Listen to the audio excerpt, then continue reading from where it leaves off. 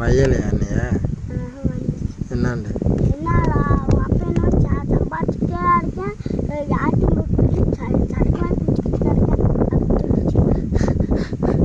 வேற என்ன சொன்ன அம்மா என்ன என்னமோ சொல்லிட்டேன் எங்கள் அப்பா லே எங்கள் அப்பா சொல்லுவான் எங்கள் அம்மாவுக்கும் எங்கள் அப்பாவுக்கு சண்டை தான் எங்கள் அப்பா எங்கள் அம்மா விட்டு பிடிச்சிருமா அப்போ நாங்கள் எந்தேன்னு போனால் எங்கள் அப்பா தினம் கோட்டரை இருக்கு அது சிக்கன் வாங்கிட்டு மீன் வாங்கிட்டு பிரியாணி வாங்கிட்டு வாங்கிக்க மாட்டேன்.